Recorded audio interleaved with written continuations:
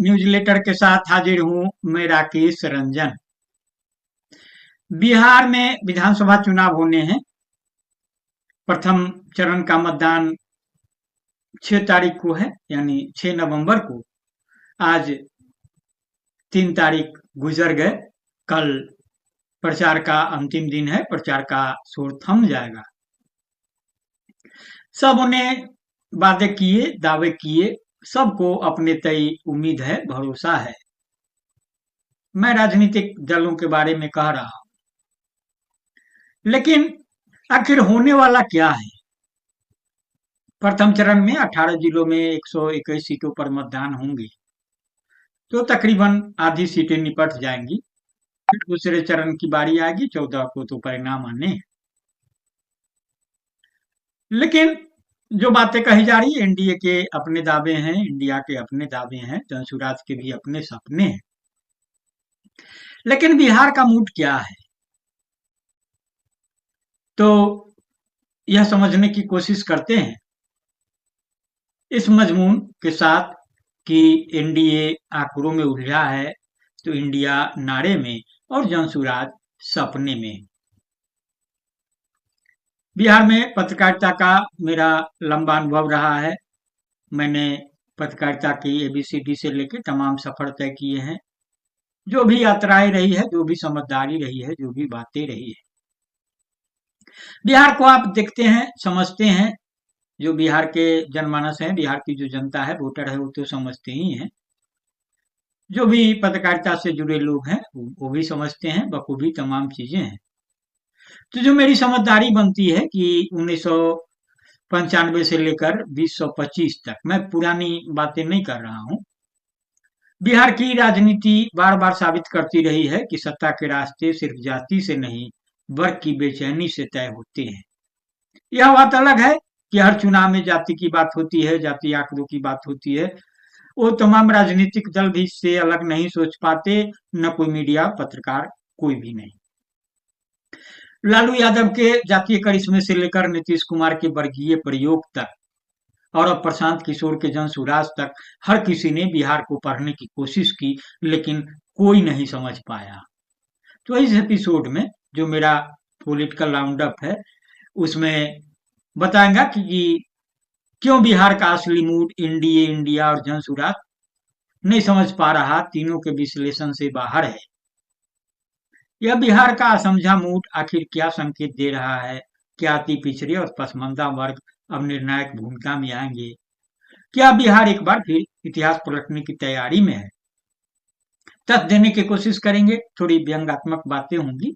तो मेरा आग्रह होगा कि संजीदगी से सुनेंगे, गुनेंगे और लाइक भी करेंगे, शेयर करेंगे, प्रतिक्रिया भी देंगे। तो आगे बढ़ते हैं कि कभी बूथ लूट से चुनाव जीतने वाला बिहार अब मूड लूटने वालों का अखाड़ा बन गया है। और मजेदार बात यह है कि आज न एनडीए समझ पा रहा है बिहार को, न इंडिया गठबंधन, और जनसुराज भी फिलहाल जन से ज्यादा सुराज पर भरोसा कर रहा है। मुझे 1995 की एक घटना याद है। नया पत्रकार था, 2-3 साल हुए थे कवर। तब समता पार्टी बनी थी और नीतीश कुमार के एक मित्र थे, उन्होंने मुझसे चर्चा की थी कि बूथ लूट हुआ तो लालू हार जाएंगे। 1995 जाहिर है विधानसभा चुनाव का वक्त था, उससे पहले ही समता पार्टी का गठन हुआ था। लालू प्रसाद से अलग होकर जॉर्ज फर्नांडिस के साथ थे नीतीश कुमार, और समता पार्टी का गठन हुआ था। तब शरद यादव और रामविलास अलग अलग, जो तमाम अपनी गोलबंदी थी। तो अब आप इसे सुनेंगे तो लगेगा कि नीतीश गलत थे, पर असल में वे बिहार की राजनीति के सबसे सटीक विश्लेषक थे। तब की बात मैं कर रहा हूँ, क्योंकि उस दौर में बूथ पर वही जातियां राज करती थी जो सत्ता की चाबी अपने हाथ में रखती थी। जाति की बात कर ले तो भूमिहार, राजपूत, कुर्मी, यादव। तब 3 नीतीश के साथ थे, एक लालू के। बाकी गरीब गुरबे वोटर तो बस लोकतंत्र का दर्शक वर्ग थे। फिर आया टीएम सेशन का दौर। पहली बार गरीबों का वोट बूथ तक पहुंचा। और जैसे ही बूथ पर गरीब पहुंचा, लालू जी फिर जीत गए। यानी लोकतंत्र काम करे तो सत्ताधारी दल बदल जाता है। अब 2005 में देखिए तो आपको याद होगा कि केजे राव ने टीएन शेषन की जो निष्पक्ष चुनाव की बातें थी तमाम, आज की तारीख में तो बड़ी बातें हैं और तरह तरह के आरोप प्रत्यारोप हो रहे हैं, लेकिन उस समय जो स्थिति थी, तो टीएन शेषन की जो राह थी, जो खींची लकीर थी, उसे केजे राव ने आगे बढ़ाया। बूथ लूट से बूथ सूट का जमाना शुरू हुआ। लेकिन दिक्कत ये कि नेता अभी 1995 की समझ में अटके रहे। अब 2025 है, एनडीए सोचता है कि मोदी का चेहरा और फ्री राशन ही काफी है। वादे भी हैं, तो वादों का क्या, इतने लंबे चौड़े वादे, तमाम चीजें हैं, वो जनता मूल्यांकन करेगी। इंडिया गठबंधन सोचता है कि मोदी विरोधी एजेंडा है, और जनसुराज मान बैठा है कि डेटा से बिहार चल जाएगा।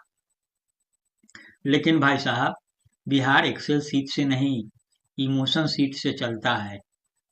नीतीश कुमार ने जब सत्ता संभाली थी, तो अति पिछड़ों, दलितों, पसमानदा मुसलमानों को पहली बार दृश्यता दी थी, भरोसा दिया था, वे मिनिस्ट्री में दिखे थे, यही उनकी ताकत थी बनी। पर धीरे धीरे सामाजिक न्याय की राजनीति सरकारी घोषणाओं में बदल गई। सवर्ण आयोग से लेकर बार बार की गठबंधनबाजी तक उनकी विश्वसनीयता हिल गई। लालू यादव का माय समीकरण अब भी है, पर उसका जादू अब भावनात्मक नहीं, जातीय अनुबंध बन गया है। एक थका हुआ समीकरण जिसमें ऊर्जा नहीं, केवल इतिहास है।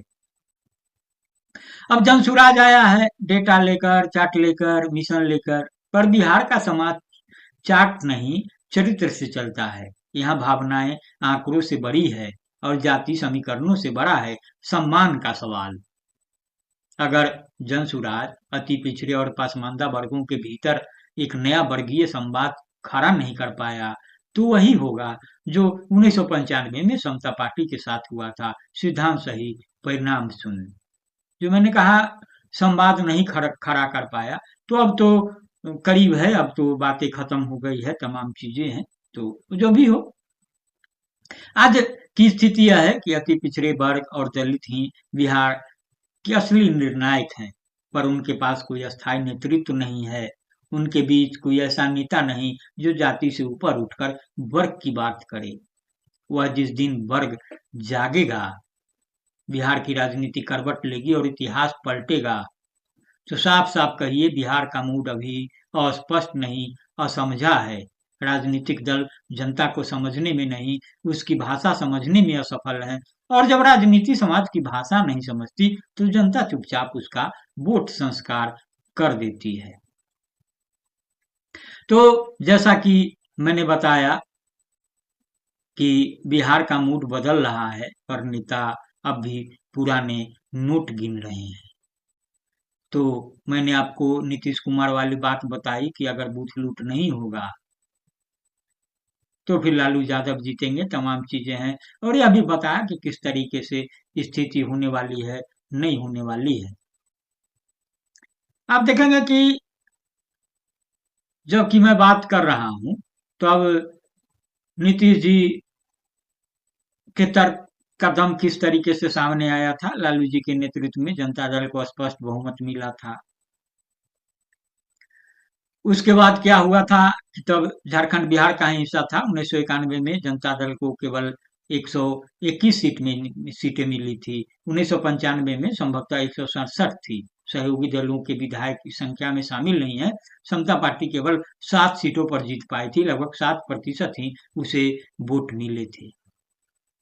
तो 1991 के लोकसभा चुनाव और 1995 के विधानसभा चुनाव में लालू प्रसाद के नेतृत्व का करिश्मा दिखा था।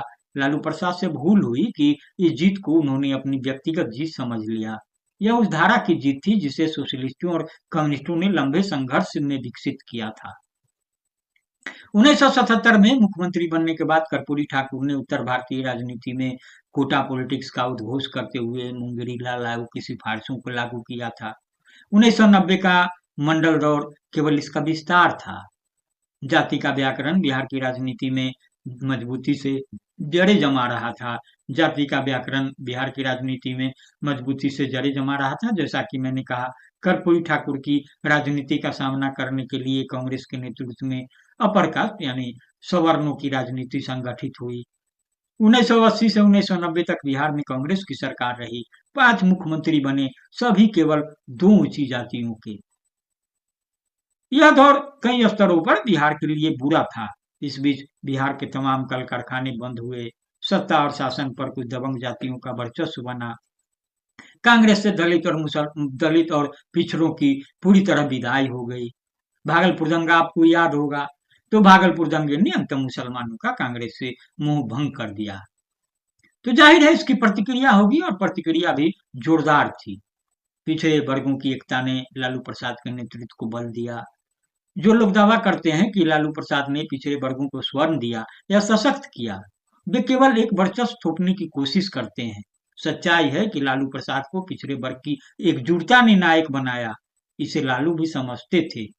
1995 में गठित मंत्रिमंडल में उन्होंने पिछड़े वर्गों के सभी हिस्सों को जगह दी। 1996 में जब विधान परिषद के लिए चुनाव हुए, तब अपने दल के 7 में से 6 सीटें उन्होंने अति पिछड़े वर्ग समूह को दिया। लेकिन यह भी सच है कि जल्दी ही उन्होंने अपनी राजनीति के बीच माय समीकरण को हवा देना शुरू किया। इसके साथ ही उनकी राजनीति ढलान पर आने लगी।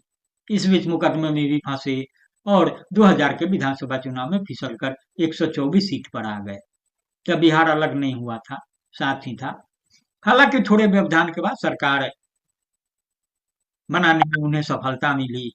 उसी साल बिहार का विभाजन हुआ और उसके बाद विधानसभा में वो असुविधाजनक स्थिति में आ गए।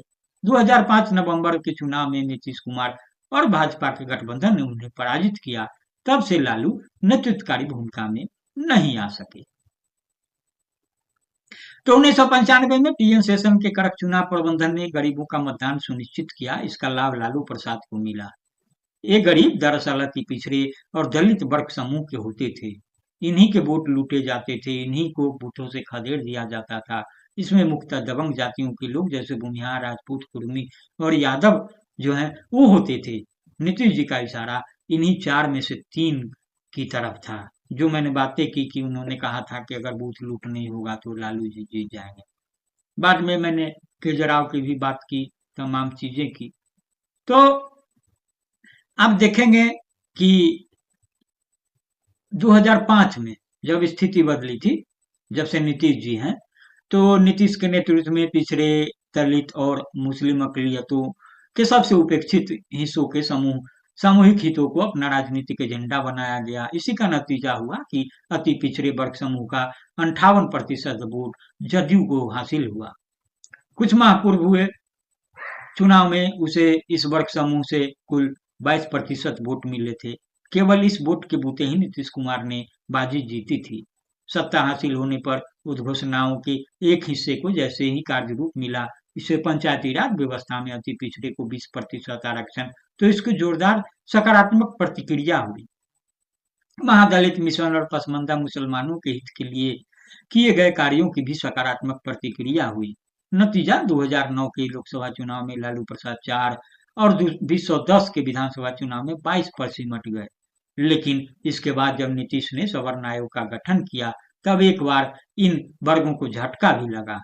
यही वह समय था जब भाजपा नेता नरेंद्र मोदी ने अपना जाति कार्ड खेला और राष्ट्रीय स्तर पर बाजी मार ले गए। तो बिहार के जो आंकड़े हैं, हालिया जो जाति सर्वेक्षण हुआ है, उसमें अति पिछड़े वर्ग समूह 36% है, यानी 36%। पिछड़े वर्ग की आबादी 27% है, जिनमें केवल यादव 14% से कुछ अधिक हैं। अनुसूचित जाति समूह के लोग 19 और मुसलमान 17% हैं। मुसलमानों का लगभग 2/3 हिस्सा अति पिछड़े वर्ग समूह में है। हिंदू अति पिछड़े वर्ग समूह की संख्या लगभग 24% है। तो बिहार की राजनीति में लालू प्रसाद के राष्ट्रीय जनता दल को यादवों के अलावा सामान्य वर्ग और अति पिछड़े वर्ग समूह के लगभग 1/3 मतदाताओं पर गहरा प्रभाव है। दरअसल यह माई समीकरण के मतदाता हैं। उनकी कमजोरी है कि इससे बाहर के वोट प्रभावकारी तौर पर वह हासिल नहीं कर रहे। भाजपा और जदयू का प्रकाश का इतना गहरा प्रभाव है कि आज भी अपनी वास्तविक भागीदारी से तिगुना हिस्सा वे हासिल कर लेते हैं। इसकी प्रतिक्रिया आज न कल स्वाभाविक है। तो यह दुर्भाग्यपूर्ण है कि अति पिछड़े दलित और पसमानदा समूह की कोई एकजुट राजनीति अभी विकसित नहीं हो रही। अलग बात है जीतन राम मांझी, अ, मुकेश सहनी, चिराग पासवान, तो इसके लिए किसी प्रबुद्ध राजनेता की जरूरत है। अति पिछड़े वर्गों को जाति से अधिक वर्ग भाव को मजबूत करना होगा और यह जिस दिन होगा राजनीति एक करवट लेगी। लेकिन फिलहाल जो स्थिति है वह वही है कि बिहार के मतदाताओं को न एनडीए सही से समझ पा रहा, न इंडिया, प्रशांत किशोर भी नहीं समझ पाए हैं। और यही कारण है कि एनडीए आंकड़ों में उलझा हुआ है, इंडिया गठबंधन नारे में और जनसुराज सपने में। तो क्या होगा नहीं होगा ये तो मतदाताओं के हाथ में है। लेकिन एक विश्लेषण था कि बिहार की राजनीति बार बार साबित करती है कि सत्ता के रास्ते सिर्फ जाति से नहीं बल्कि बेचैनी से तय होते हैं। तो देखिए क्या बातें होती है नहीं होती है। बहरहाल इतना ही, संजीदा होकर सुनेंगे गुनेंगे, प्रतिक्रिया जरूर देंगे जो मेरा शुरुआती आग्रह था। तो बहरहाल इतना ही, नमस्कार।